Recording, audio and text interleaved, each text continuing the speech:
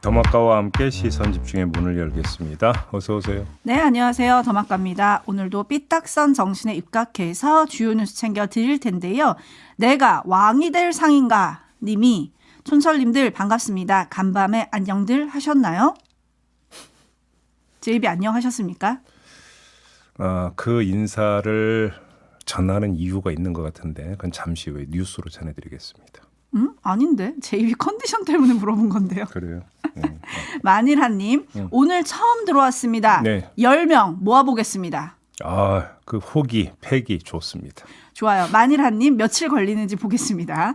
그림쟁이님, 오늘도 사무실에서 듣습니다. 오늘이 꽃샘추위 끝이라고 하는데요. 따뜻한 봄 날씨처럼 뉴스도 따뜻하길 기원해 봅니다. 정말로 끝이 맞겠죠?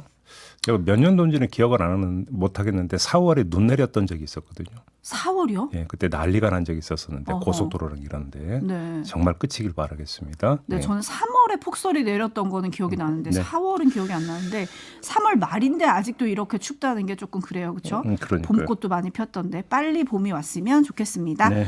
그리고 나이스님, 조수진 변호사 왜 사퇴했나요? 라고 물어주셨는데 첫 번째 뉴스는 당연히 이거죠. 네, 그것 때문에 조금 전에 말씀을 드린 건데요. 그 성범죄자 여러 명을 변호하고 변호 과정에서 2차 가해를 했다라는 의혹까지 제기됐던 조수진 변호사가 서울 강북을 민주당 후보직을 어제 사퇴를 했습니다. 자, 페이스북에 글을 올렸는데요.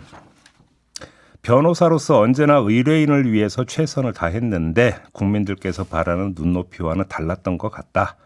완주를 한다면 선거 기간 이 논란이 계속될 것이오고 그래서 사퇴한다. 더 이상 당에 대한 공격을 멈춰달라. 이런 내용의 글을 올렸습니다.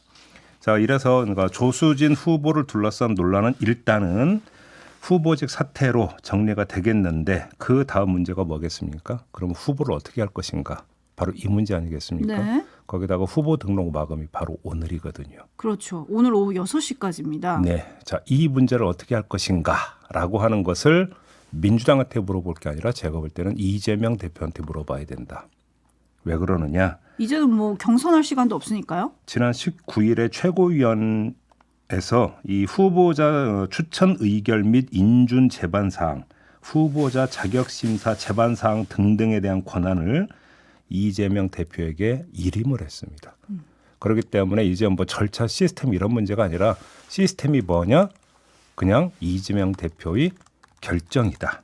이런 이야기가 되는 겁니다. 자, 네. 여기서 또 한 가지 이재명 대표와 관련해서 기억을 소환해야 되는 게 있습니다. 지난 19일이었는데요. 김부겸 선대위원장이 방송 인터뷰에서 어떤 말을 했었냐면 그 이재명 대표가 박용진 후보에게 공천을 주려고 했는데 최고위에서 반대했다. 라는 이야기 전했던 거 기억하십니까? 네.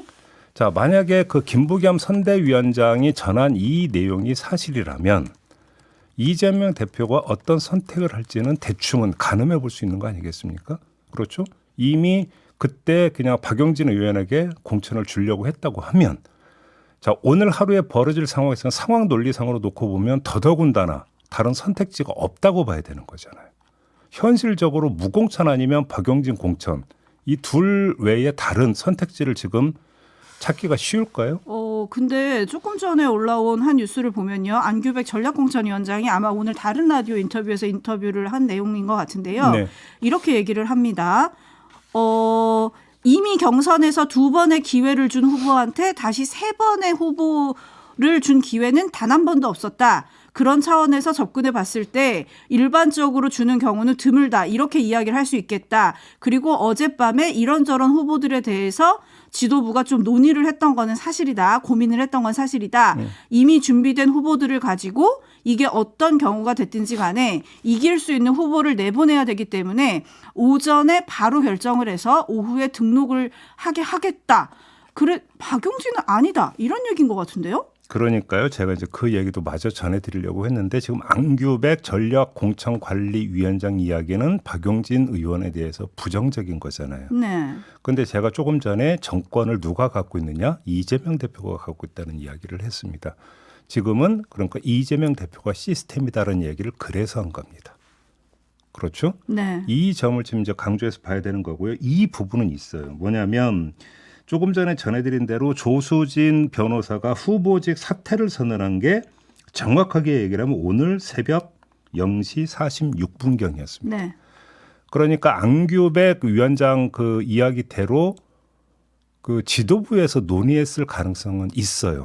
시간상으로. 그렇죠. 오늘 조간을 보면 어젯밤에 지도부 내에서 논의가 뭐랄까 사퇴시켜야 되는 거 아니냐 이런 논의가 있었다는 게 실렸어요. 그러니까요. 그러니까 사실 오늘 조간을 보면은 후보직 사퇴를 검토하고 있다는 사실은 기사가 몇 군데 난바가 있었습니다. 네. 그리고 그 기류 속에서 조수진 그 변호사가 후보직 사퇴를 선언한 것으로 봐야 되는 것이고 따라서 그래서 지도부 간에 상의를 했고 안규백 위원장의 이야기가 지도부 간의 상의의 결과일 수가 있어요. 이렇게 돼버리면 이재명 대표의 마음에 박용진 의원은 없다라는 이야기로 또 결론이 난다라는 겁니다. 따라서 이번에 공천의 결정은 시스템이 아니라 다시 한번 말씀을 드리는 건데 이재명 대표다. 결국은 박용진 의원에게 또 공천을 주지 않는다라고 한다면 그거는 뭐냐? 김부겸 중앙선대위원장이 전한 내용은 사실이 아니라고 봐야 되는 것이고 이재명 대표의 마음에 박용진 의원은 없다. 이렇게밖에는 결론을 내릴 수가 없다라는 것입니다. 그러니까요. 어떤 결정을 할지 정말 궁금합니다. 왜냐하면 아까도 얘기했지만 오늘 오후 6시까지 지금 후보 등록을 해야 되잖아요. 그렇습니다. 춘철님들의 반응 전해드리겠습니다. 도나르도스님, 이제 박용진 이 정도면 무소속이라도 나가야 하나요? 라고 물음표 주셨고 황윤호님은 박용진 의원한테 기회를 줘야 한다고 생각합니다. 라고 올려주셨고 반면에 또 다른 분들은 2번이나 기회를 줬는데 안 된 후보한테 다시 주는 거는 지는 선택 아니냐 뭐 이런 의견을 주시는 분도 계시고요. 반면에 변광성님 누구나 변호 받을 자격이 있는데 조금 민주당 오버하는 거 아닌가요? 라는 의견을 주셨는데 에라이님이 이런 의견을 주셨어요. 왜 조수진은 안 되고 대전 서구갑의 조수연은 되는 건가요? 조수연 후보는 대전판 도관이라 불리는 지적장애인 집단 성폭행범 변호를 맡았고 친일파를 옹호한 사람인데 이런 후보는 되는 건가요? 라는 의견을 주셨네요. 그냥 이 자리에서 이미 말씀을 드린 바가 있습니다. 동일 잣대를 적용을 하면 지금 그 여야 그 막론하고 공천 부분에서 일관되게 정리되는 게 없다라는 말씀은 이미 드린 바가 있었습니다. 아무튼 저는 그런 점에서 하나만 더 말씀을 드리면 강북을 지역 유권자들의 지금 그 시선이 어떨지가 제일 궁금합니다. 그러게요. 그죠? 왜 우리 지역구에서 왜 이런 현상이 계속 반복되느냐? 도대체 어떻게 선택할 거냐? 저는 강북을 유권자들의 시선이 제일 궁금하다. 이 말씀까지만 드리겠습니다. 네, 이거는 이제 오늘 오후 6시까지는 결판이 날 거라서요. 아마 전해드릴 수 있을 것 같습니다. JB타임즈 다음 주목할 뉴스는 어떤 건가요? 이종섭 호주 대사가 어제 오전에 귀국을 했습니다. 공항에서 이런 말을 했는데요. 들어보시죠. 제가 임시 귀국한 것은 방산협력과 관련한 주요국 공안당 회의 참석하기 위한 겁니다. 체류하는 기간 동안에 공수와 일정이 조율 잘 되어서 조사받을 수 있는 그런 기회가 있으면 좋겠다는 생각입니다. 또 제 향후 일정과 관련해서는 다음 주는 방산협력과 관련된 업무로 상당히 일이 많을 것 같고요. 그리고 그 다음 주는 지금 한 호주 간에 계획되어 있는 2+2 회담 준비와 관련한 업무를 많이 하게 될 겁니다. 말씀드렸던 이 두 가지 업무가 전부 다 호주 대사로서 해야 할 중요한 업무입니다. 총선 이후까지 그 계시나요? 업무에 충실하도록 하겠습니다. 네, 본인과 관련해서 제기됐던 여러 가지 의혹들에 대해서는 이미 수차례 의혹들이 사실이 아니라는 점을 분명히 말했기 때문에 다시 중복해서 말씀드리지는 않겠다라는 말을 먼저 하고 이렇게 얘기를 한 건데요. 어떤 점을 좀 짚어볼까요? 우선 이전부터 확인하죠. 자, 다음 주와 다다음 주를 지나면 바로 총선입니다. 따라서 이종섭 대사의 말은 총선이 끝날 때까지는 국내에 있겠다라는 뜻으로 해석을 할 수밖에 없는 거 아니겠습니까? 그러니까 총선이 끝날 때까지 도피성 출국 얘기가 안 나오게 하겠다. 뭐 이런 의도로 읽어야 될 것 같습니다. 하지만 이건 일방의 의도일 뿐이다. 다른 점을 봐야 된다. 이 말씀도 함께 드리겠습니다. 어떤 점을 봐야 되나요? 이종섭 대사는 2주에 걸친 업무가 호주 대사로서 중요한 의무라고 했습니다. 조금 전에 들으셨죠? 자, 조금 더 확대해서 해석을 하면 중요할 뿐만 아니라 이미 정해져 있던 업무라는 얘기가 되는 거 아닙니까? 헌데 왜 출국할 때는 4월 22일 주요 공관장 회의만 언급을 합니까? 2주 넘게 국내에 체류하는 일정이 출국 단계에서 이미 정해져 있었다면 굳이 4월 말을 얘기해서 도피성 출국이니 뭐 아니니 이런 어떤 그 논란을 자초할 이유가 없는 거 아닙니까? 어차피 저 바로 다시 들어와요. 일정이 있기 때문에. 그러니까 너무 걱정하지 마세요. 이렇게 하고 나가면 심플한 거잖아요. 그럼 왜 나갈 때는 그 얘기 안 했습니까? 제가 묻고 싶은 게 이거거든요. 단순한 거 아닙니까? 네, 뭐 관련해서 한동훈 비대위원장이 어제 또 한 말이 있어요. 어제 대구에서 우리는 외교 결례를 무릅쓰고 대사를 귀국하게 했다면서 공수처를 향해서 이렇게 말했습니다. 들어보시죠. 아직 준비가 안 됐다면 이건 공수처와 민주당이 총선 앞두고 정치질을 한 겁니다. 자, 이제 답은 공수처가 해야 됩니다. 네, 이 그 말에 대한 평가는 다음 뉴스를 소개하는 걸로 대신하도록 하겠습니다. 어떤 뉴스입니까? 검찰이 어제 권순일 전 대법관의 사무실을 압수수색했습니다. 50억 클럽 의혹 관련인데요. 짧고 굵게 하나만 짚겠습니다. 뭐죠? 압수수색 영장에 기재된 혐의는 딱 하나, 변호사법 위반 혐의라고 하니까 여기에 한정해서 짚어보겠는데요. 시민단체가 권순일 전 대법관을 고발한 게 2021년 9월이었습니다. 이때 검찰은 이 혐의 수사를 경찰에 넘겼다가 검경 협의를 거쳐서 경찰이 지난해 10월 다시 검찰로 보냈습니다. 비교를 해봅시다. 고발이 이루어진 때로부터 압수수색이 실시된 때까지 무려 2년 6개월이 걸렸습니다. 검찰에 다시 돌아온 때로부터 압수수색까지로 한정을 하더라도 6개월 가까이 걸렸습니다. 대통령실과 한동훈 비대위원장은 그러니까 느림보 수사에 대해서 뭐라고 이야기를 할까요? 그럼 이걸 정치질이라고 얘기를 할까요? 한동훈 위원장은 그러면 검찰은 도대체 그동안 뭐 하고 있었느냐? 그럼 정치질 하고 있었느냐? 이런 얘기가 성립이 되는 겁니까? 이렇게 한번 반문하는 걸로 평가를 대신하도록 하겠습니다. 누구보다 수사를 잘 아는 한동훈 비대위원장이잖아요. 그렇죠? 네. 네. 한편 민주당은 이종섭 대사 해임과 함께 이런 얘기를 했는데요. 이재명 대표의 말을 한번 들어보시죠. 최상병 국조 그리고 최상병 특검, 이종섭 특검, 쌍특검 1국조 처리를 국민의힘에 강력하게 요구합니다. 협조하시기 바랍니다. 민주당은 총선 전에 본회의에 의원 전원이 참석해 쌍특검 1국조를 처리하겠다는 말씀을 드립니다. 네. 근데 이게 가능할까요? 가능하고 안 하고를 떠나서 일단 그 최고 지도부에서 메시지 그 관리는 좀 일어나 해라. 이런 말씀부터 먼저 드리겠습니다. 왜 이런 말씀을 드리느냐. 어제 박찬대 최고위원하고 인터뷰 기억하십니까? 네. 이 특검 문제 처리 문제 제가 질문했어요. 그때 그렇죠. 대답이 어떻게 나왔습니까? 총선 전에는 현실적으로 어렵지 않느냐라고 이야기를 했습니다. 그런데 이재명 대표는 지금 최상병 특검을 넘어서 이종섭 특검까지 총선 전에 처리하겠다고 이야기를 합니다. 메시지가 왜 이렇게 다릅니까? 정리부터 하시라 이런 말씀드리겠습니다. 네, 반면에 한동훈 비대위원장은 일단 이종섭 대사가 들어왔기 때문에 이제 문제가 해결이 됐다. 이거를 어제 굉장히 강조를 하던데 네. 제이비가 여러 번 얘기했지만 귀국이 해결은 아닌 거예요. 그렇죠? 그렇습니다. 그러면 제가 한번 그럼 다시 질문을 해볼게요. 일단 공수처가 불러서 조사를 한다고 칩시다. 한 번 조사로 끝날 건지 두 번 조사를 할지 세 번 조사를 할지는 모르는 거고 첫째. 그다음에 한 번 조사가 됐다고 해서 조사 후에 바로 다음 날 수사 결론 나오는 거 아니잖아요. 그러면 이종섭 대사는 또 다시 출국을 하게 되는 겁니까? 그리고 만약에 또 이제 조사가 필요하면 다시 귀국을 하게 되는 겁니까? 어떻게 되는 겁니까? 결국은 이 사건의 종결점은 수사가 마무리돼서 수사 결론이 나오는 게 1차 종결점 아닙니까? 그 다음은 뭐 이제 기소 여부를 봐야 되는 것이니까 일단 1차 종결점까지만 이야기를 하면 그런 거 아니겠습니까? 해결된 게 아니라는 것이죠. 네, 이제 시작인 거죠. 이제 시작. 그래서 이종섭 대사가 과연 언제까지 한국에 머무를 거냐 이것도 지금 관심인데 뉴스들을 보면 아까 제이비가 얘기하기도 했지만 총선 때까지 일단 있을 것 같다 이런 관측이 많잖아요. 네. 그리고 앞서서 이 대사가 호주 대사의 업무라고 밝힌 한 호주 국방장관 회의 있죠. 네. 그게 지금 2년마다 서울과 시드니에 번갈아 가면서 열렸는데 지금 일정을 조율 중이라고 해요. 이거를 비추어 보면 5월 초까지는 국내에 체류할 것이다. 이런 관측도 있다고 합니다. 5월 초까지는 모르겠는데 제가 아까 말씀드렸잖아요. 총선 끝날 때까지는 국내에 있을 게 거의 확실하다. 네.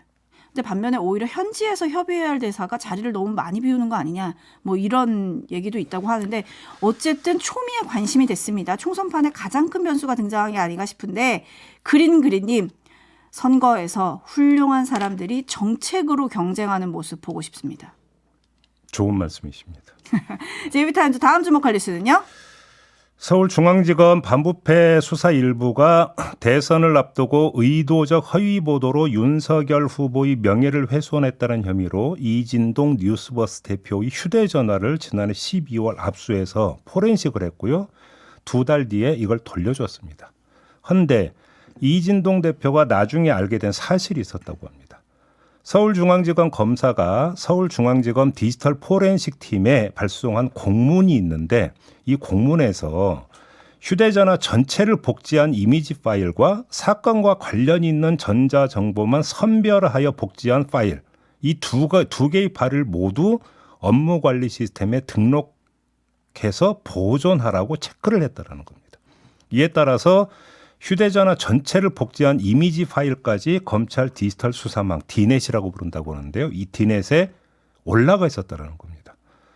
그래서 이진동 대표가 이에 항의하니까 검찰이 2주가량 지난 뒤에야 디넷에서 삭제했다는 확인서를 발급해 줬다라는 이런 내용입니다. 이래도 되는 건가요? 안 되죠. 압수수색은 영장에 기재된 항목에 한해서만 실시할 수 있습니다. 이건 상식입니다. 그래서 법원도 영장 집행 시 혐의 사실과 관련 없는 정보는 즉시 삭제 폐기하라고 적시하고 있습니다. 그런데 즉시 삭제 폐기한 게 아니라 어떻게 따르는 겁니까? 보관하고 있었다는 이야기가 되는 거 아니겠습니까? 자, 이 대목에서 확인할 점이 하나가 있습니다. 대통령실은 황상무 전 수석 논란이 일자 입장문을 통해서 윤석열 정부는 언론인을 사찰한 적도 없고 그럴 의사나 시스템도 없다고 밝힌 바가 있습니다. 자, 그러면 이 케이스는 어떻게 봐야 되는 걸까요? 이거는 자, 사찰의 뜻은 동태를 조사해서 살핀다, 뭐 대충 이런 뜻입니다. 그러면 동태를 조사해서 살피는 경로 중에 하나가 뭡니까? 요즘은 핸드폰. 휴대전화입니다. 근데 휴대전화의 모든 내용을 복제한 이미지 파일을 보관하고 있었다라고 한다면 결국은 들여다보려고 했다라고 하는 의심을 살 수밖에 없는 거 아니겠습니까? 그럼 이건 별개의 사안입니까? 그러니까요. 근데 이렇게 수사기관이 법과 규정을 그러면 어겼다는 말씀인데 뒤늦게 다 삭제했습니다 라고 확인서만 끊어주면 되는 거예요? 그러니까 말이에요. 이게 예를 들어서 뭐 실무적인 실수도 아니고 지금 검사가 체크까지 해서 보관하게 만들었다라는 거잖아요. 네. 이게 과정에서 뭐 예를 들어서 뭐 의사소통이 뭐 삐끗해가지고 서로 오해를 했거나 이런 것도 아니라는 거잖아요.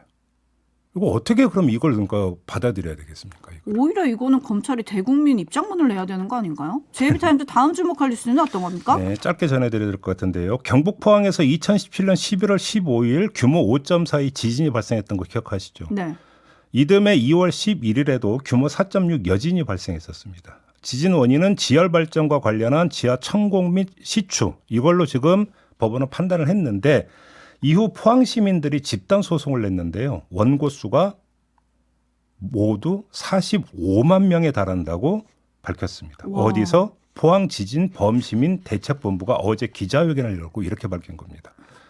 소송 접수 마지막 날인 지난 20일 기준으로 약 45만 명이 참가 접수를 한 것으로 집계됐다 이렇게 밝힌 건데 포항 전체 시민 수가 몇 명이냐면 49만 명 정도 되거든요. 네, 지금 확인해 보니까 49만 2,663명이라고 나오네요. 그러니까 전체 시민의 91%가 소송에 참여했다 이런 이야기가 되는 건데요. 네. 그다음에 이제 그 소송을 낸 곳이 두 군데가 있습니다. 대구지법 포항지원하고 서울중앙지검에 냈는데 대구지법 포항지원에서는 일부 1차 판결도 나왔습니다. 어허. 그 1인당 200에서 300만 원씩 위자료를 줘야 한다. 이런 판결도 이미 나온 바가 있었거든요. 여기서 주목할 점, 소송의 규모가 역대 최대 집단 소송이라는 점도 주목해서 봐야 되고 무엇보다도 권리 위에 잠자는 사람은 보호받지 못한다라는 말이 있지 않습니까?